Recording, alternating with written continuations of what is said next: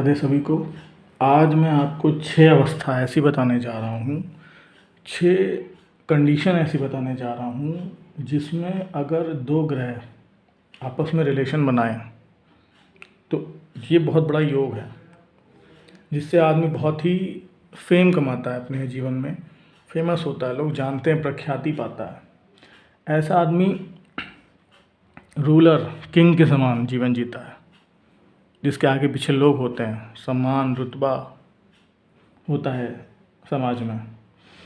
ऐसा आदमी बहुत ही ऊंचे पद पे अपना मुकाम बनाता है और उसकी आने वाली दशा अंतरदशा में बहुत ही शुभ परिणाम उसको देखने को मिलता है।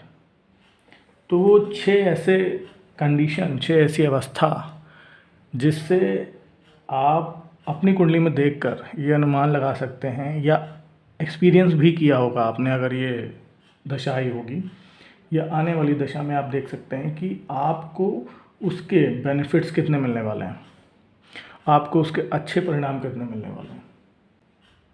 तो पहली अवस्था मैं बताने जा रहा हूँ आपको कि पहली अवस्था ये है कि जब कोई भी ग्रह उच्च का होता है, मित्र की राशि में होता है या खुद की राशि में होता है, तो ये पहली अवस्था है। बहुत बड़ा योग है ये। उस ग्रह की आने वाली दशा अंतरदशा में बहुत अच्छे परिणाम देखने को मिलते हैं। अगर वो ग्रह आप देखें कि अच्छे घर में बैठे हों, पहले, चौथे, 7वें, 10वें, या पहले, 5वें, 9 में, आप देखिए कि अगर इनमें से अगर ग्रह बैठा है तो समझ लीजिए कि बहुत ही शुभ है और इसमें बहुत अच्छा लाभ मिलने वाला है। आने वाली दशा अंतरदशा में ये बहुत ही अच्छा परिणाम देगा। तो मैं बता देता हूँ कि कौन कौन से ग्रह उच्च के किस राशि में होते हैं। तो ये मैंने घर नहीं लिखा है, घर सबको पता है कि ये घर फिक्स होता है पहले से लेकर 12वें तक। ये मैंने राशियाँ लिखी हैं। तो पहली राशि मेष की, मेष राशि, फिर वृषभ राशि, फिर मिथुन, कर्क, सिंह, कन्या, तुला, वृश्चिक, धनु, मकर, कुंभ और मीन राशि। तो मैं पहले बता देता हूँ आपको कि कौन कौन से ग्रह किस राशि में उच्च के होते हैं। तो आप अपनी कुंडली में देखिए कि 1 नंबर जहाँ लिखा हो, ये पहला घर नहीं, पहली राशि है जो कि मेष राशि है। अगर यहाँ पर सूर्य लिखे हैं, सन, अगर एक राशि कहीं भी हो सकती है, 1 नंबर कहीं पर भी लिखा हो सकता है, अगर उसमें सूर्य बैठे हैं तो समझ लीजिए उच्च के हैं ये आपके कुंडली में। पूरे घर में कहीं भी 2 नंबर लिखा हो, मैंने यहाँ पर 2 नंबर लिखा है, अगर 2 नंबर लिखा है तो यहाँ अगर इसमें चंद्रमा है तो समझ लीजिए चंद्रमा आपके उच्च के हैं, या यहाँ पर राहु बैठे हैं तो समझ लीजिए उच्च के हैं। ये 2 नंबर कहीं भी लिखा हो सकता है आपकी कुंडली में। फिर तीसरा मैं बता देता हूँ, तीसरे नंबर में, अगर तीसरे नंबर में भी अगर चंद्रमा या राहु लिखे हैं तो समझिए ये उच्च के हैं आपकी कुंडली में। 3 नंबर कहीं भी लिखा हो सकता है पूरी कुंडली में, क्योंकि ज़रूरी नहीं कि आपकी मेष लग्न की कुंडली हो, आपकी कोई भी लग्न की कुंडली हो सकती है। तो जिस नंबर में अगर 3 नंबर में चंद्रमा राहु लिखे हैं या 2 नंबर में लिखे हैं तो वो उच्च के हैं। अगर पूरी कुंडली में 4 नंबर में आपके गुरु यानी बृहस्पति लिखे हैं तो समझ लीजिए उच्च के हैं। ये बहुत बढ़िया अवस्था है। पंचम छोड़ते हैं। अगर 6 नंबर में, 5 नंबर राशि कोई उच्च की नहीं होती तो ये खाली रहती है। अगर 6 नंबर राशि में, ये छठा घर नहीं है, 6 नंबर राशि है, अगर 6 नंबर राशि में बुध लिखे हैं आपके कुंडली में तो समझ लीजिए बुध उच्च के हैं। 7 नंबर में अगर शनि लिखे हैं तो समझ लीजिए उच्च के हैं।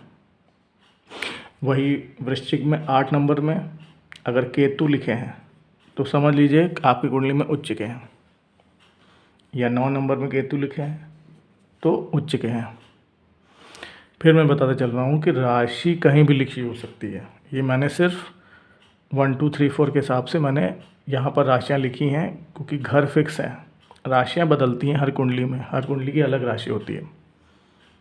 10 नंबर में अगर मंगल लिखे हैं तो समझ लीजिए उच्च के हैं। 11 नंबर छोड़ते हैं। 12 नंबर में अगर शुक्र लिखे हैं तो समझ लीजिए उच्च के हैं। ये वही पहली अवस्था है जो मैंने अभी बताई, उच्च की अवस्था की। मैं यहाँ लिख देता हूँ उच्च,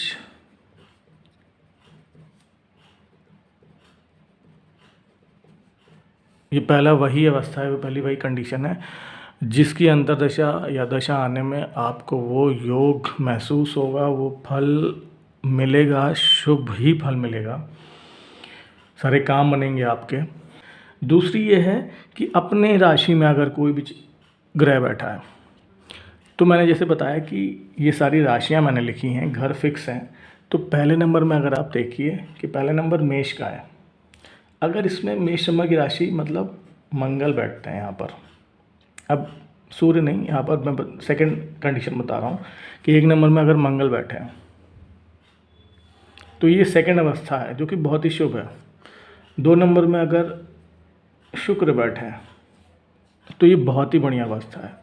3 नंबर में अगर बुध बैठे हैं, 4 नंबर में अगर चंद्रमा बैठे हैं, 5 नंबर में अगर सूर्य बैठे हैं, 6 नंबर में अगर भाई बुध बैठे हैं, 7 नंबर में अगर शुक्र बैठे हैं या 8 नंबर में मंगल बैठे हैं, 9 नंबर में अगर गुरु बैठे हैं, 10 नंबर में अगर शनि बैठे हैं, या 11 नंबर में अगर शनि बैठे हैं, या 12 नंबर में अगर गुरु बैठे हैं, तो ये इन ग्रहों की अपनी स्वयं की राशि है। तो ये सेकंड अवस्था है जो कि ओन हाउस मतलब खुद के घर में अगर बैठे हैं ये ग्रह, तो ये बहुत ही शुभ है, बहुत ही शुभ परिणाम है। इसकी दशा अंतर्दशा में ऐसा आदमी बहुत ही प्रख्याति पाता है, बहुत ऊंचा पद पाता है, धन दौलत वेल्थ एक्यूमुलेट करता है, बहुत ही अच्छी अवस्था है ये। तीसरी अवस्था बता देता हूँ कि अगर मित्र के घर में कोई ग्रह बैठा है, तो कौन किसका मित्र है मैं आपको जल्दी से बता देता हूँ। तो मैं तीसरी कंडीशन लिख देता हूँ कि फ्रेंड्स हाउस। तो मैं बता दूं आपको कि बुध जो हैं वो न्यूट्रल हैं, वो सभी के मित्र हैं। सूर्य, मंगल, चंद्रमा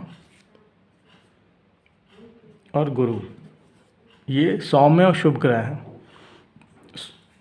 मेलफिक प्लैनेट खैर सूर्य और मंगल भी हैं, लेकिन मैं अभी देव और उनकी बता रहा हूँ।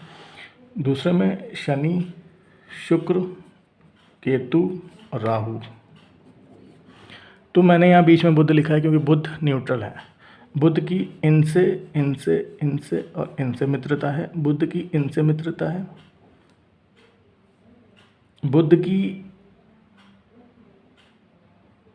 गुरु जी से मित्रता है, बुध की चंद्रमा से मित्रता नहीं है, और मंगल से और चंद्रमा से मित्रता नहीं है। ये लोग आपस में मित्र हैं, ये लोग आपस में मित्र हैं। ये पूरी इनके दुश्मन है और ये इनके दुश्मन है। तो ये फ्रेंड्स हैं आपस में, ये फ्रेंड्स हैं, ये फ्रेंड्स हैं। इनकी इन दोनों से नहीं बनती, बाकियों से बनती है, और इनकी इनसे बनती है। तो आप अपनी कुंडली में देखिए कि सूर्य अगर 6 नंबर में लिखे हैं, मैं यहाँ 6 नंबर की बात करूँ, 6 नंबर की राशि की बात करूँ, 6 नंबर के घर की नहीं। सूर्य अगर 6 नंबर में लिखे हैं, या 1 नंबर में लिखे हैं, या 4 नंबर में लिखे हैं, या 9 नंबर में लिखे हैं, या 12 नंबर में लिखे हैं, तो ये फ्रेंड के हाउस में है, मतलब अपने मित्र की राशि में। मंगल की मैं बता देता हूँ कि मंगल अगर 1 नंबर में लिखे हैं, 4 नंबर में लिखे हैं, हालांकि 4 नंबर में मंगल नीच के हो जाते हैं, या 9 नंबर में लिखे हैं, या 12 नंबर में लिखे हैं, तो इनके फ्रेंड्स की राशि है ये। यहीं चंद्रमा अगर 1 नंबर में लिखे हैं, या 8 नंबर में लिखे हैं, 8 नंबर में चंद्रमा नीच के हो जाते हैं, या 9 नंबर में लिखे हैं, या 12 नंबर में लिखे हैं, तो ये फ्रेंड्स की राशि में है। तो ये बहुत ही शुभ अवस्था है। अब मैं गुरु को बता देता हूँ कि गुरु अगर 1 नंबर में लिखे हैं, 8 नंबर में लिखे हैं, 4 नंबर में लिखे हैं, 4 नंबर में गुरु उच्च के हो जाते हैं, मैंने आपको पहले ही बताया। तो ये बहुत ही शुभ अवस्था है। मैंने आपको जो भी बताई सब लाभ बेनिफिट जो मिलने वाले हैं आने वाली दशा अंतर दशा में, वो सब अनुभव करेगा जातक। बुध अगर इनकी राशियों में बैठ जाते हैं तो वो शुभ हो जाएंगे। मंगल और चंद्रमा की राशि, पहली 8वीं और चौथी राशि छोड़कर। वहीं आप इस कैटेगरी की भी बात करें तो शनि अगर शुक्र की राशि में है, जैसे 7 नंबर में, तो यहाँ उच्च के हो जाते हैं, या 2 नंबर में तो ये मित्र की राशि में है। वहीं शुक्र की बात करें तो शुक्र अगर 10 नंबर में है या 11 नंबर में है तो वो मित्र की राशि में है। केतु भी अगर 7वें नंबर में, या राहु है 7वें नंबर में, तो मित्र की राशि में है। 10वें में है तो मित्र की राशि में है, और 11वें में है तो मित्र की राशि में है। वही बुध भी इनमें से किसी की राशि में हो, या ये लोग बुध की किसी की राशि में हो, 3 नंबर या 6 नंबर में, तो ये मित्र की राशि में है। तो यहाँ पर मैंने आपको अभी 3 अवस्था बता दी कि कोई भी ग्रह जब उच्च की अवस्था में होता है, अपने घर में होता है, या फ्रेंड के घर में होता है। और फ्रेंड्स एक दूसरे के यहाँ पर कौन लगते हैं वो भी मैंने आपको बता दिया, उनकी राशियाँ भी लिखी हैं जो कि मैंने अभी क्लियरली बता दिया। अगर ऐसी कंडीशन में आपकी कुंडली में कोई ग्रह बैठा है तो ये बहुत ही उत्तम अवस्था है, कंडीशन है। इसमें कंडीशन बस एक ये हो जाती है कि अगर ये अवस्था शुभ घर में बनती है, जैसे कि पहले, चौथे, 7वें, 10वें, पहले, 5वें, 9वें में, तो ये बहुत शुभ फल दे देता है। हालांकि अगर त्रिक भाव में, जैसे कि यहाँ पर 3 नंबर का घर है, 6 नंबर का घर है और 11 नंबर का घर है, 2, 12 या 8 नंबर का घर है, इसमें अवस्था उतनी मजबूत नहीं रह जाती है। फल यहाँ भी मिलता है लेकिन वो मिक्स परिणाम मिलता है, उसमें अच्छा भी होगा जातक के साथ और बुरा भी होने लगता है, क्योंकि यहाँ पर वो उसका इफेक्ट देने लग जाएंगे, बुरा प्रभाव देने लग जाएंगे। तो ये अवस्था ऐसी है जिसमें शुभ भी है और खराब भी है। तो आगे बढ़ते हैं, मैं दूसरी आपको एक और कंडीशन बता देता हूँ इसके बाद, कि जब कोई भी प्लैनेट केंद्र में होता है, जैसे कि पहला, चौथा, 7वां और 10वां घर केंद्र का माना गया है, तो कोई भी प्लैनेट जब केंद्र में बैठा है, जैसे मैंने इतने सारे ग्रह लिखे हैं यहाँ पर, आप देखिए कोई भी कुंडली में, ये राशियों को आप ना देखिए, आप घर को देखिए कि आपके पहले, चौथे, 7वें, 10वें घर में कोई भी ग्रह लिखा है तो वो एक शुभ की अवस्था है। उसकी दशा अंतरदशा में भले उसकी राशि किसी त्रिक भाव में, खराब घर में भी बैठी हो, लेकिन वो यहाँ की अवस्था के हिसाब से भी शुभ परिणाम देगा, कोई भी ग्रह हो 9 ग्रहों में से। तो और दूसरी अवस्था है ये है जब कोई भी ग्रह वर्गोत्तम हो जाता है। वर्गोत्तम की अवस्था ये है कि आप देखिए किस राशि में कौन सा ग्रह लिखा है, और उस D1 चार्ट है, ये लग्न चार्ट है। इस लग्न में कोई भी ग्रह किसी भी राशि में लिखा है, क्या वही ग्रह उसी राशि में D9 चार्ट में, मतलब नवांश चार्ट में लिखा है क्या? यहाँ मैंने नवांश चार्ट अभी नहीं बनाया है, लेकिन आप जब अपनी कुंडली देखेंगे या किसी ऐप पे अपनी कुंडली देखेंगे तो D9 चार्ट देखिए और D1 चार्ट को देखिए, कंपैरिजन कीजिए कि D1 में जिस भी राशि में, घर में नहीं, राशि में अगर कोई ग्रह लिखा है, वही अगर D9 चार्ट में उसी राशि में लिखा है, कहीं भी बैठा हो सकता है किसी भी घर में, तो वो वर्गोत्तम कहलाता है। वो बहुत ही शुभ अवस्था है।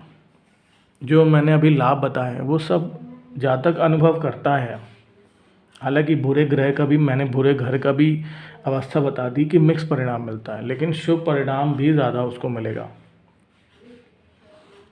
मैं तीसरी कंडीशन बता देता हूँ, जब कोई भी ग्रह किसी शुभ ग्रह के साथ बैठता है या शुभ ग्रह की दृष्टि किसी भी ग्रह के ऊपर पड़ती है, तो वो एक अवस्था है, वो बहुत ही शुभ अवस्था है।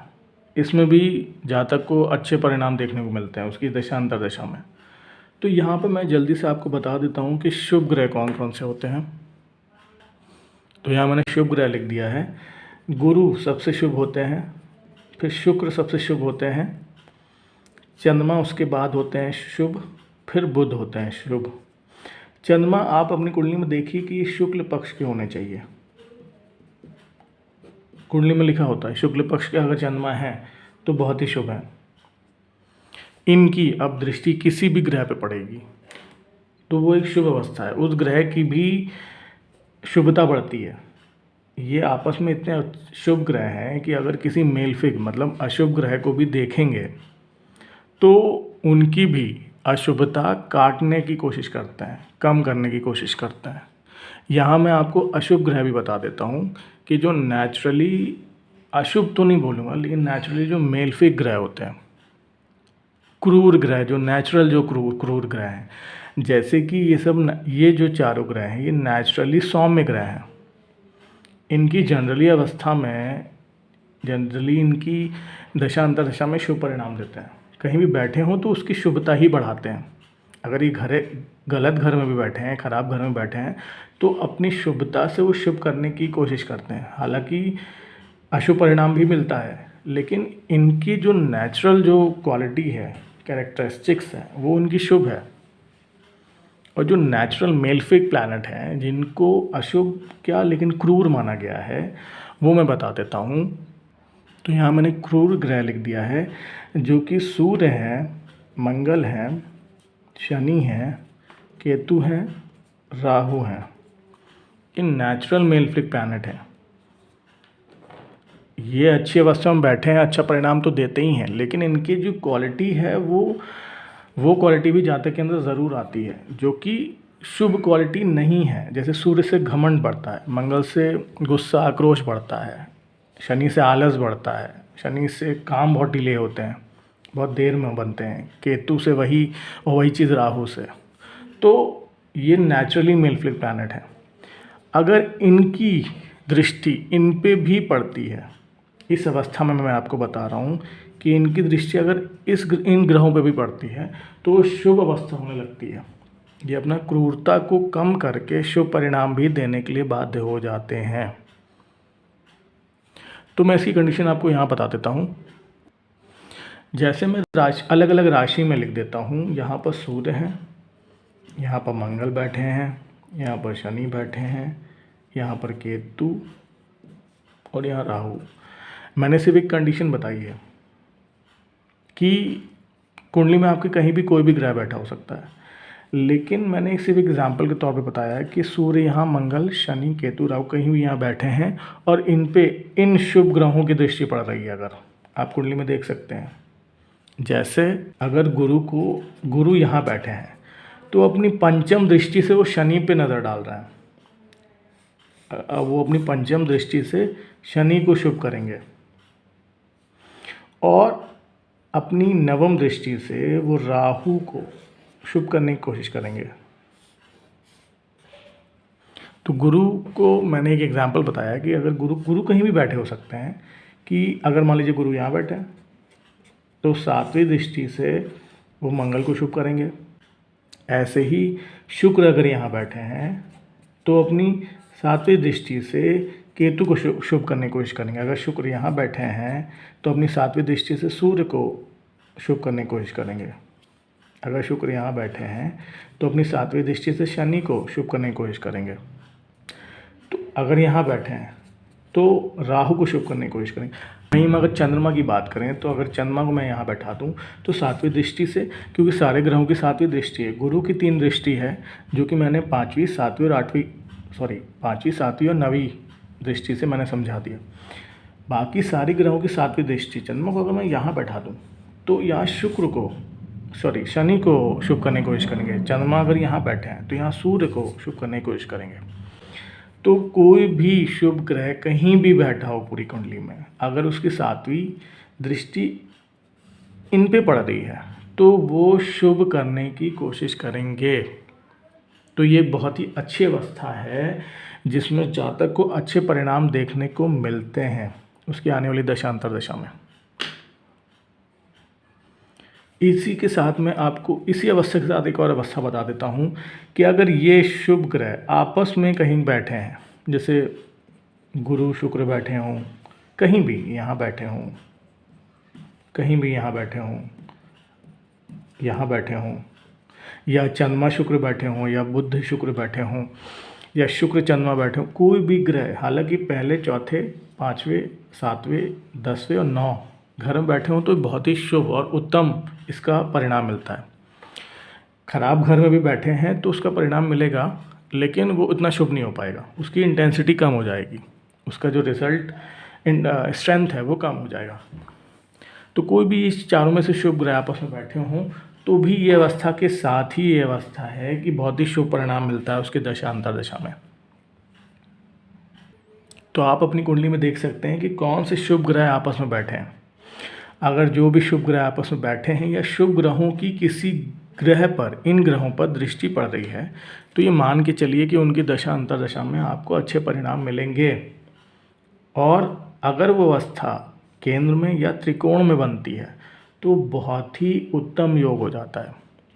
अगर ये अवस्था खराब घर में बनती है तो मिक्स परिणाम मिलते हैं, खराब भी अच्छा भी, लेकिन सबसे उत्तम माना जाएगा शुभ घर में। अगली अवस्था है मूल त्रिकोण की अवस्था, कि कोई भी ग्रह जब अपनी मूल त्रिकोण राशि में बैठता है तो बहुत ही उत्तम परिणाम देता है। वो वहाँ पर बहुत ही स्ट्रांग हो जाता है, बहुत ही बली हो जाता है, क्योंकि उसकी वो फेवरेट राशि है। कई ग्रहों की यहाँ पर 2 राशियाँ हैं, चंद्रमा और सूर्य को छोड़ के सभी की अपनी 2-2 राशियाँ हैं। तो जैसे आपके मान लीजिए 2 घर हैं या 2 ऐसे स्थान हैं जहाँ पर एक में सबसे ज़्यादा आपको जाना पसंद है, तो वही चीज़ है ग्रहों के साथ। ग्रह को अपनी दोनों राशियों में से कोई एक राशि में बैठना सबसे अच्छा लगता है, सबसे पसंद है, वो सबसे बहुत ही स्ट्रांग अवस्था में हो जाता है। तो यहाँ मैं बता देता हूँ कि कौन सी राशि में कौन सा ग्रह मूल त्रिकोण राशि में उत्तम हो जाता है, उपयोगी हो जाता है, तो उसकी आने वाली दशा अंतर दशा में वो बहुत ही अच्छे परिणाम देता है। तो आप अपनी कुंडली में देखिए, कहीं भी 1 नंबर लिखा हो, यहाँ भी हो सकता है 1 नंबर, यहाँ 7वें, 6ठे में, 12वें में, कहीं भी 1 नंबर लिखा हो। मैं एग्जाम्पल के लिए यहाँ पर लिख देता हूँ 1 नंबर। ये घर में नहीं बता रहा हूँ, राशि बता रहा हूँ। कहीं भी पहली राशि लिखी हो तो पहली राशि में मंगल अगर लिखे हों तो वो मूल त्रिकोण राशि में बैठे हैं। मंगल की दूसरी राशि 8वीं राशि है, तो उनको पहली राशि अपनी बहुत पसंद है। 8वें में ना होकर वो अगर पहले नंबर में लिखे हैं तो अपने मूल त्रिकोण राशि में लिखे हैं, मूल त्रिकोण राशि में है। तो ये जो अवस्था है ये बहुत ही शुभ अवस्था है। इसके आने वाली दशा अंतर दशा में मंगल बहुत ही शुभ परिणाम देते हैं। हालांकि अगर ये केंद्र में और त्रिकोण में 1 नंबर लिखा हो आपके और मंगल तब बैठे हों तब तो और ही शुभ अवस्था है, तो बहुत ही शुभ परिणाम देते हैं। अब आप कुंडली में देखिए, कहीं भी 2 नंबर लिखा हो, कहीं भी हो सकता है। मैं एग्जाम्पल के तौर पे यहाँ लिख देता हूँ 2 नंबर और 7 नंबर, जो कि शुक्र की राशि है। 2 नंबर और 7 नंबर शुक्र की राशि है। इसमें मूल त्रिकोण राशि में अगर जब शुक्र 7वें नंबर में बैठते हैं तो वो अपनी मूल त्रिकोण राशि में बैठे हैं, तो शुक्र की मूल त्रिकोण राशि 7वां नंबर है। ऐसे ही बुध की मूल त्रिकोण राशि 3 नंबर है। बुध के पास 2 राशियां हैं, एक मिथुन राशि और कन्या राशि। अगर बुध 3 नंबर में लिखे हों तो ये अपनी मूल त्रिकोण राशि में बैठे हैं। 3 नंबर कहीं भी लिखा हो सकता है आपकी कुंडली में। शुभ और अच्छा परिणाम तब देगा जब केंद्र में या त्रिकोण में लिखा हो, हालांकि ऐसे भी अच्छा परिणाम मिलता है। और अगर चंद्रमा आपके 2 नंबर में लिखे हैं, यहाँ पर ही चंद्रमा उच्च के हो जाते हैं और यही इनकी मूल त्रिकोण राशि भी है। यहाँ पर ये सबसे बली और स्ट्रांग हो जाते हैं। वहीं सूर्य अगर आपकी कुंडली में पंचम में लिखे हैं, मतलब 5th राशि में लिखे हैं, 5 नंबर जहाँ लिखा है कहीं भी हो सकता है, वहाँ पर सूर्य लिखे हैं, तो सूर्य अपनी मूल त्रिकोण राशि में सबसे उत्तम स्थान में बैठे हैं वो। अगर आपकी कुंडली में 9 नंबर में गुरु लिखे हैं, धनु राशि, तो इसमें वो मूल त्रिकोण राशि में अपने वो सबसे स्ट्रांग अवस्था में हो जाते हैं। उनकी दशा में अंतर्दशा में वो बहुत ही अच्छे शुभ परिणाम देते हैं। फिर मैं आपको बता देता हूँ कि केंद्र में और त्रिकोण में लिखा हो तो सबसे उत्तम है। वही शनि जी की 10 नंबर की और 11 नंबर की राशि है, वो 11 नंबर की राशि में अपने मूल त्रिकोण में हो जाते हैं। सबसे स्ट्रांग अवस्था है उनकी, यहाँ पर उनकी बहुत पसंद है राशि अपनी, तो इसमें वो बहुत ही शुभ परिणाम देते हैं। तो ये मैंने आपको मूल त्रिकोण की राशियाँ बता दी कि कौन सा ग्रह किस राशि में मूल त्रिकोण का हो जाता है। ये भी एक अवस्था है कि बहुत ही शुभ परिणाम इसमें मिलते हैं। अब मैं आपको छठी अवस्था बताने जा रहा हूँ कि छठी अवस्था सिर्फ 6 राशियों पर ही लागू होगी, क्योंकि छठी अवस्था केंद्र और त्रिकोण के घरों को मिला के बनती है। तो 6 राशि ऐसी हैं जिसमें त्रिकोण के मालिक केंद्र के मालिक भी बनते हैं, या कह सकते हैं कि केंद्र के मालिक त्रिकोण के मालिक भी बनते हैं। तो पहला जो लग्न है वो वृषभ लग्न है। इसमें जो त्रिकोण के मालिक शनि जी हैं वही केंद्र के मालिक भी बनते हैं, जो कि 11 नंबर की राशि कुंभ राशि है और इनकी 10 नंबर की मकर राशि है। तो ये अवस्था शनि जी के ऊपर लागू होगी कि जब भी उनकी दशा अंतर्दशा आएगी तो बहुत ही शुभ परिणाम देंगे।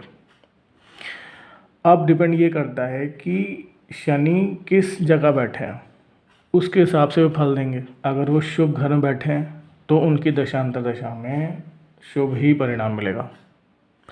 लेकिन अगर वो खराब घर में बैठते हैं, जैसे 3, 6, 11, 8, 2, 12, तो वो खराब मिक्स रिजल्ट मिलेगा, खराब भी अच्छा भी। अब शनि जी की महादशा में जैसे बुध की दशा आ जाती है अंतरदशा, तो बुध यहाँ पर त्रिकोण के मालिक हैं, शुभ परिणाम देंगे, लेकिन वो सेकेंड हाउस के भी मालिक हैं जो कि मिक्स परिणाम मिलेगा। तो इस हिसाब से गणना की जाएगी यहाँ शनि जी की। दूसरी राशि है कर्क राशि, जिसके केंद्र के मालिक मंगल जी बनते हैं, मंगल देवता, और त्रिकोण के मालिक भी मंगल बनते हैं, जो कि पंचम त्रिकोण राशि है उनकी, और केंद्र की राशि 10वीं राशि है, 10वां घर है उनका। तो मंगल की दशा अंतरदशा में शुभ परिणाम देंगे, क्योंकि वो केंद्र के शुभ के मालिक हैं और त्रिकोण के मालिक हैं, जो कि बहुत ही शुभ है। अब उनकी दशा अंतरदशा में बृहस्पति की अंतरदशा या दशा आ जाती है, तो एक और त्रिकोण के मालिक हैं, दूसरे 6 हाउस के मालिक हैं, जो कि खराब घर है। तो परिणाम मिक्स मिलेगा, अच्छा भी तो बुरा भी। उसी अंतरदशा दशा में चंद्रमा की अगर दशा आ जाती है मंगल के साथ, तो बहुत ही शुभ मिलेगा, क्योंकि केंद्र और त्रिकोण है ये। अब डिपेंड ये करेगा कि मंगल यहाँ कहाँ बैठे हैं, 4 नंबर में। अगर मंगल शुभ के घरों में बैठे हैं, फिर किसी की अंतरदशा आती है तो शुभ परिणाम मिलेगा। अगर मंगल खराब घर में बैठे हैं, जैसे 3, 6, 8, 11, 12, 2, तो वो मिक्स रिजल्ट देते हैं। तो इस तरह से गणना की जाएगी, उनकी अवस्था देखी जाएगी कि मंगल यहाँ किस भाव में बैठे हैं। अब वहीं हम सिंह लग्न की बात करें तो मंगल त्रिकोण के मालिक होते हैं और केंद्र के मालिक 8 नंबर उनकी ही राशि है। तो यहाँ भी मंगल बहुत ही उत्तम हो गए और योग कारक प्लैनेट हो गए, तो उनकी दशा अंतरदशा में बहुत अच्छा परिणाम मिलेगा। मंगल के साथ अगर सूर्य की भी दशा अंतरदशा आ जाती है तो बहुत ही उच्च परिणाम, बहुत ही शुभ परिणाम मिलेगा, बहुत ही अच्छा परिणाम मिलेगा। अगर उन लोग की पोजीशन जहाँ वो बैठे हैं वो भी शुभ घर में बैठे हैं तो और अच्छा रिजल्ट मिलेगा।